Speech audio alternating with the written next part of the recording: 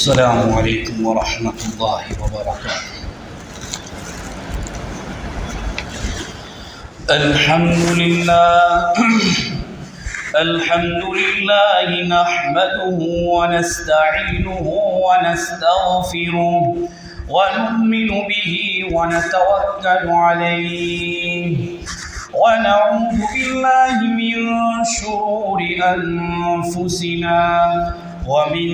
سيئات أعمالنا من يهده الله فلا مضل له ومن يضلل فلا هادي له ونشهد أن لا إله إلا الله وحده لا شريك له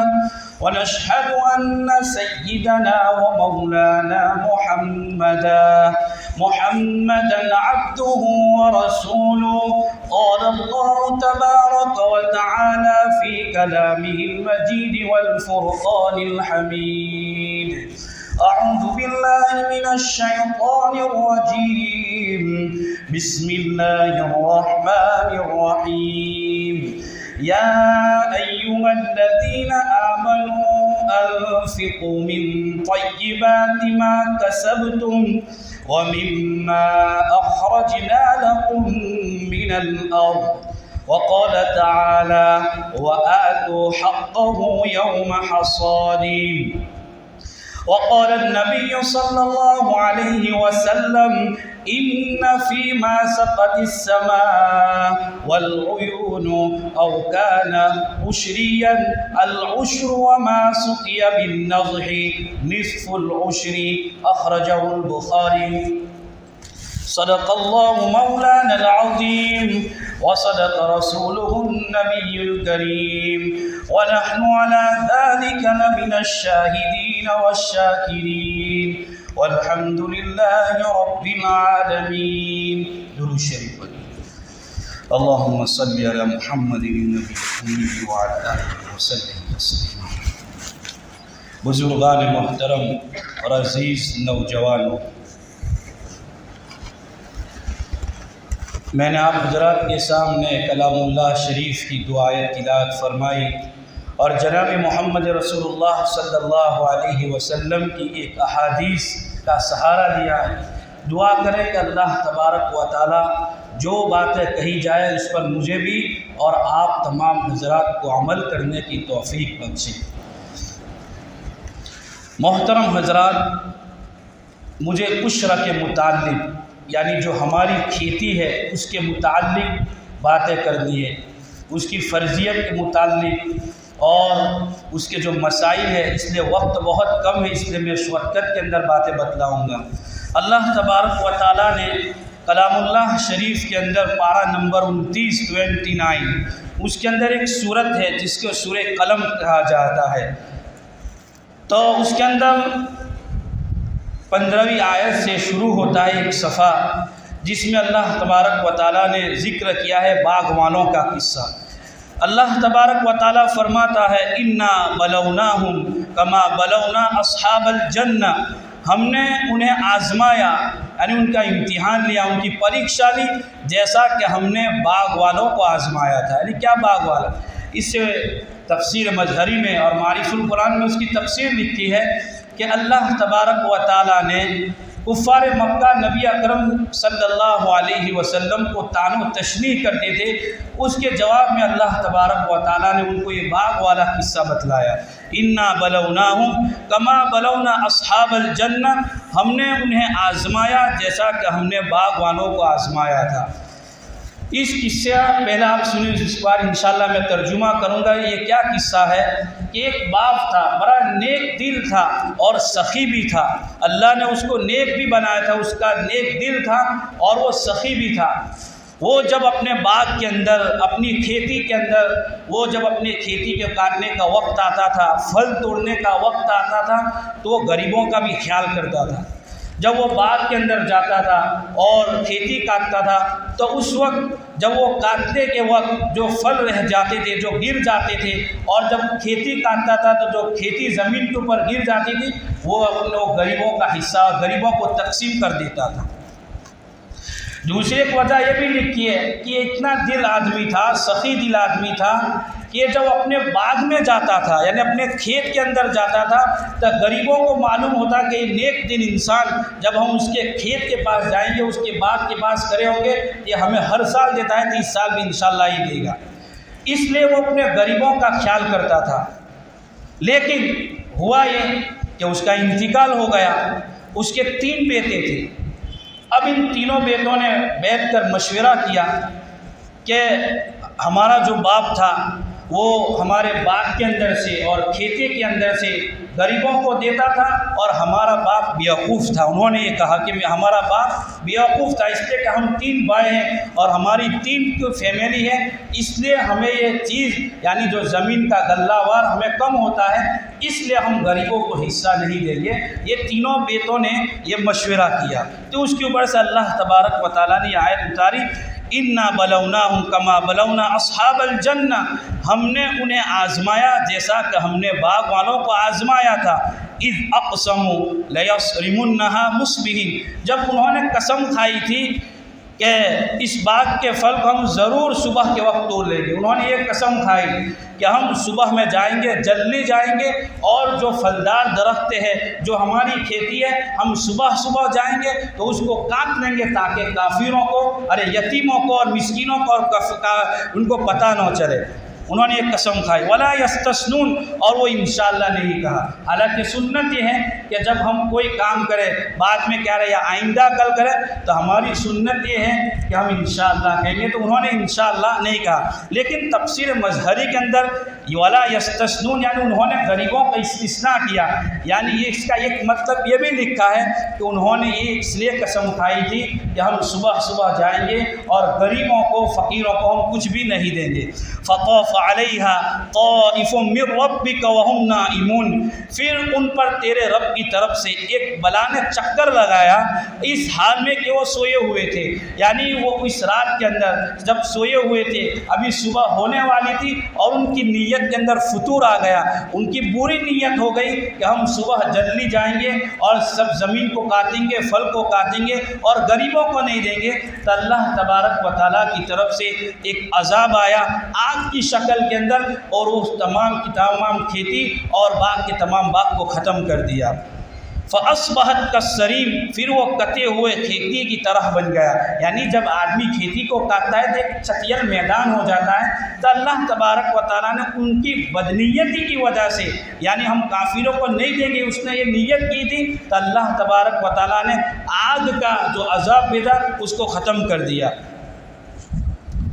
फ़तनादौ मुस्बिहीन, फिर वो आपस में एक दूसरे को सुबह के वक्त पुकारने लगे। यानी जब सुबह करीब आया, फजर का वक्त करीब आया, तो एक दूसरे को पुकारने लगे, चुपके चुपके पुकारने लगे कि चलो भाई हमें खेती काटनी है, अगर हम देर से जाएंगे तो वो फ़कीर लोग आ जाएंगे जो हमारे बाप की तरह आते थे, इसलिए हम जल्दी सुबह के वक्त जाएंगे और उस खेती को काट देंगे। फ़न्तलक़ू वहुम यतख़ाफ़तून, फिर वो चले और चुपके चुपके एक दूसरे को कह रहे थे, यानी वो सुबह के वक्त जा रहे थे और आहिस्ता आहिस्ता बात कर रहे थे, इसलिए कि अगर जोर से बात करेंगे तो फ़कीर लोग सुन लेंगे, यतीम लोग सुन लेंगे।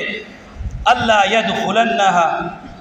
यदखुलन्नहल यौम अलैकुम मिस्कीन, क्या आज तुम पर कोई फ़कीर बाग में दाखिल न होने पाए। वग़दौ अला हर्दिन क़ादिरीन, और वो खेती से रोकने पर कादिर बनकर सुबह के वक्त चले। फलम्मा रअौहा क़ालू इन्ना लज़ाल्लून, फिर जब उन्होंने वो बाग देखा तो कहने लगे हम तो रास्ता भूल गए हैं। हालांकि वो वही बाग के पास पहुँचे थे, उसी खेती के पास वो पहुँचे थे, लेकिन उनकी बदनीयती की वजह से, उनका न देने की वजह से, गरीबों का हिस्सा मार देने की वजह से अल्लाह ने उस खेती को चटियल मैदान कर दिया, उस बाग को चटियल मैदान कर दिया। तो वो कहने लगे हम रास्ता भूल गए। हालांकि वो रास्ता नहीं भूल गए थे, उन्होंने बाग निशानियों की वजह से उन्होंने कहा कि नहीं ये हमारा ही बाग है, बल नहनु महरूमून, बल्कि हम तो महरूम हो गए। क़ाल औसतुहुम अलम अकुल लकुम लौला तुसब्बिहून, उनमें से मुअतदिल शख्स ने कहा, यानी जो बहुत थोड़ा नेक था, उसके बाप की सिफत का था, उसने कहा मैंने तुमको नहीं कहा था कि तुम तस्बीह क्यों नहीं करती। تو اس کا دو مطلب لکھا ہے۔ تسبیح سے مراد یہ کہ ہم جب نکل رہے تھے اور جب ہم نے مشورہ کیا تھا اس وقت ہم نے انشاءاللہ نہیں کہا تھا، اور دوسری تسبیح ہے کہ ہم نے اللہ کی حمد بیان نہیں کی، اللہ کی تعریف نہیں بیان کی، اور اس وجہ سے کہ ہماری نیت یہ تھی کہ ہم غریبوں کو نہیں دیں گے، اس وجہ سے اللہ تبارک و تعالیٰ نے ہمیں محروم بھی کر دیا۔ اور وہ جو شخص تھا اس نے تسبیح کی بات کی، قولوا سبحان ربنا انا کنا ظالمین، وہ بولے کہ ہمارا رب پاک ہے، یقیناً ہم ہی قصوروار ہے۔ پھر آپس میں ایک دوسرے کو تانا تشریح کے طور پر کہہ رہے ہیں، اور پھر آخر میں یہ کہہ رہے ہیں کہ اللہ تبارک و تعالیٰ تباری ذات ان کی پاک ہے لیکن ہم بھی قصوروار ہیں۔ فَأَقْبَلَ بَعْضُهُمْ عَلَى بَعْضٍ يَتَلَاوَمُونَ، پھر ان میں سے ایک دوسرے کی طرف متوجہ ہو کر ملامت کرنے لگے، یعنی وہ تینوں تھے تو وہ کہہ رہا ہے کہ تو نے یہ مشورہ دیا تھا، وہ کہہ رہا ہے کہ نہیں تو نے یہ مشورہ دیا تھا، یعنی ایک دوسرے کے اوپر تانا تشنیع کرنے لگے۔ قَالُوا يَا وَيْلَنَا إِنَّا كُنَّا طَاغِينَ، وہ کہنے لگے ہائے ہماری خرابی، یقیناً ہم ہی قصوروار ہے، ہم ہی شرکش ہے۔ کیا کہا؟ کیا وہ کہنے لگے ہائے ہماری خرابی، افسوس کرنے لگے کہ ہم ہی شرکش ہے، یعنی ہم نے یہ نیت کی ہے، اس نیت کی وجہ سے اللہ تبارک و تعالیٰ نے ہمارے اس باب کو ختم کر دیا ہے۔ تو علماء نے لکھا ہے کہ اس قصے کے اندر اللہ تبارک و تعالیٰ اشارہ کر رہا ہے کہ اللہ تبارک و تعالیٰ نے جو مال دولت دی ہے اس کے اوپر اترانا نہیں چاہیے، گھمنڈ نہیں کرنا چاہیے۔ دوسری بات یہ لکھی ہے کہ اللہ کی حمد بیان کرنی چاہیے، اور تیسری بات یہ لکھی ہے کہ اللہ نے جو مال دولت دی ہے اس میں غریبوں کا بھی حصہ رکھا ہے۔ تو یہ تو ہوا باغبانوں کا قصہ، لیکن اللہ تبارک و تعالیٰ قرآن کریم میں ایک جگہ ارشاد فرماتے ہیں یا ایھا الذین آمنوا انفقوا من طیبات ما کسبتم ومما اخرجنا لکم من الارض، اے ایمان والو خرچ کرو اپنی پاکیزہ کمائی میں سے اور اس پیداوار میں سے جو ہم نے تمہارے لیے زمین سے نکالی ہے، جو ہم نے تمہارے لیے زمین سے نکالی ہے۔ دوسری جگہ اللہ ارشاد فرماتے ہیں وَآتُوا حَقَّهُ يَوْمَ حَصَادِهِ، اور اس کھیتی کا حق ادا کرو اس کی کٹائی کے دن۔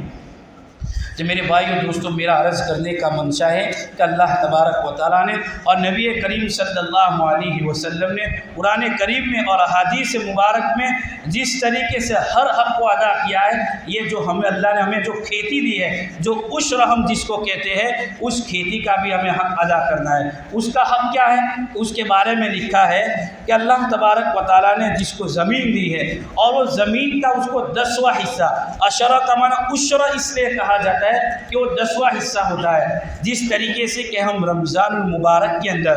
زکوٰۃ جو ہمارے پاس مال ہوتا ہے، سونا پیسہ 40 روپے، اس کا ہم 40واں حصہ نکالتے ہیں، اسی طرح اس کھیتی کا ہمیں 10واں حصہ نکالنا ہے، اور جو پانی جس کو ہم نے کنویں کے ذریعے سے استعمال کیا ہے یا ٹیوب ویل کے ذریعے سے استعمال کیا ہے، اس کا ہمیں 20واں حصہ عشرہ ادا کرنا ہے۔ تو اس کے متعلق میں جلدی مسائل بتا دیتا ہوں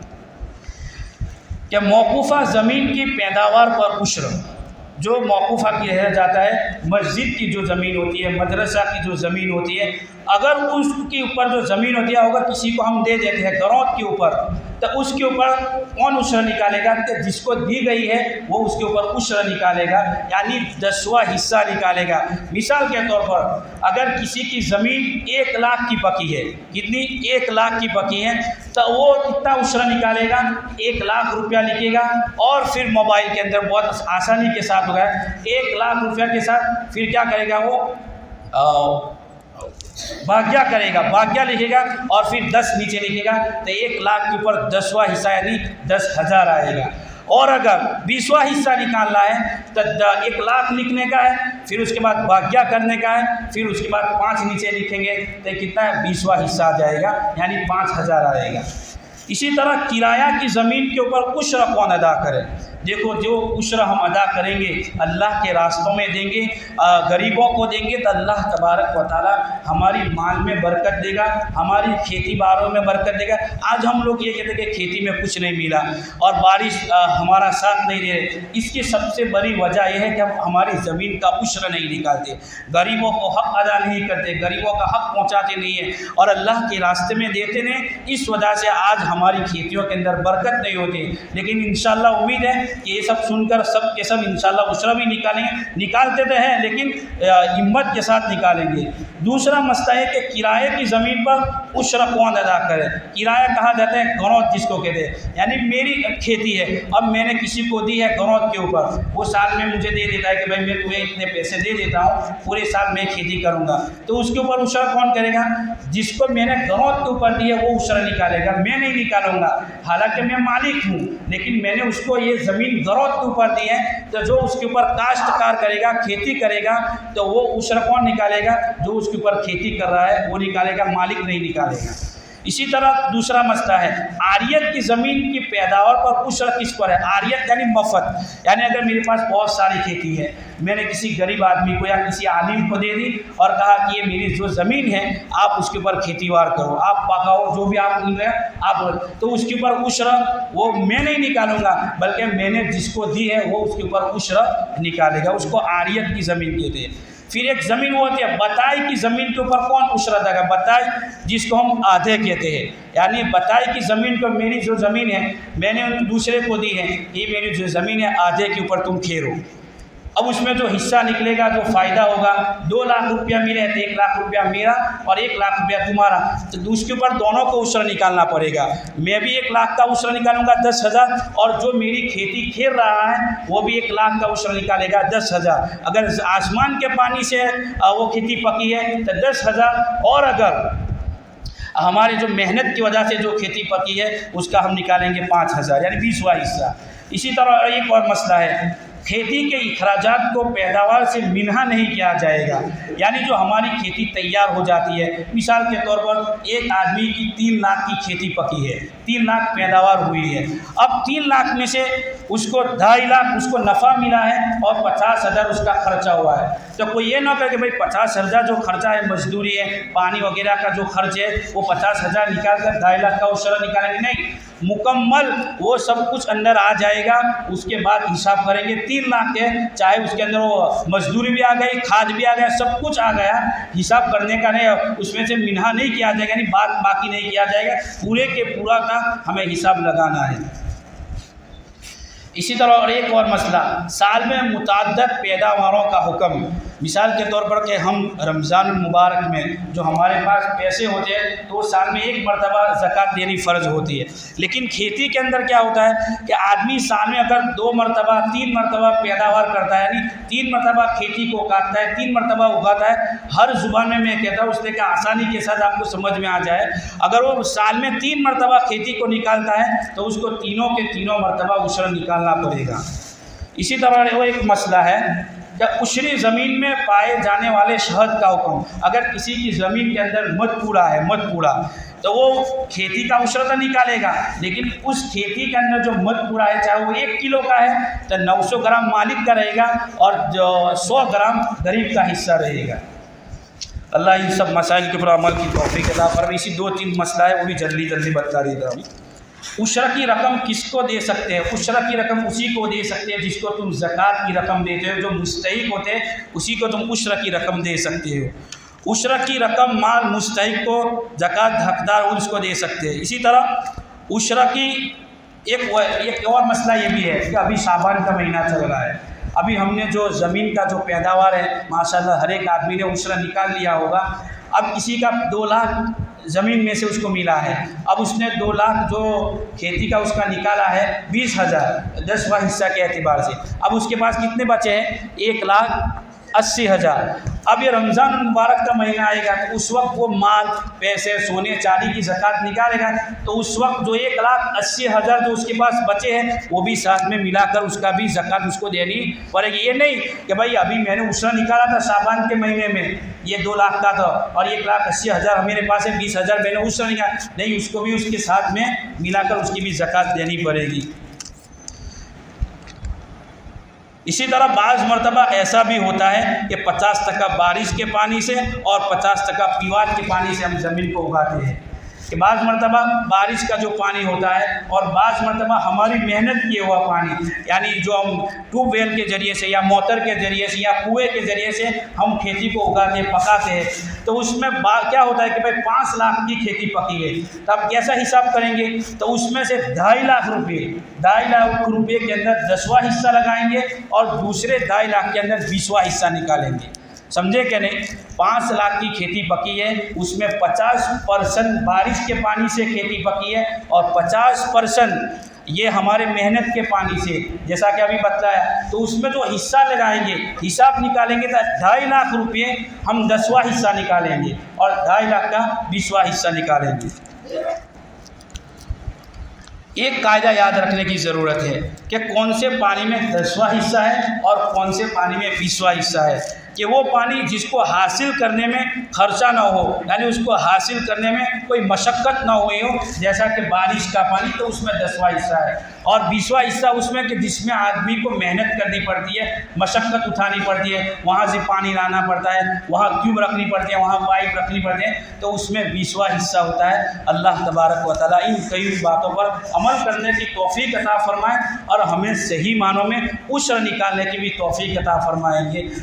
اگر ہم زمین کی، ایک زکوٰۃ ہوتی ہے زمین کی پیداوار کی، ہم رمضان میں جو زکوٰۃ نکالتے ہیں وہ ہمارا بینک بیلنس سونا چاندی کی نکالتے ہیں، لیکن یہ جو زکوٰۃ ہے پیداوار کی زکوٰۃ یعنی زمین کی زکوٰۃ ہے۔ اگر ہم عشر نکالیں گے یعنی زمین کی زکوٰۃ نکالیں گے تو اللہ تبارک و تعالیٰ ہماری پیداوار میں، ہمارے مال میں خوب برکت دے گا۔ اس لیے میرے بھائیوں، ہم عشر نکالیں گے اور غریبوں کا حق ادا کریں گے۔ اللہ تبارک و تعالیٰ ان کئی باتوں پر عمل کرنے کی توفیق بخشے۔ وآخر دعوانا الحمدللہ۔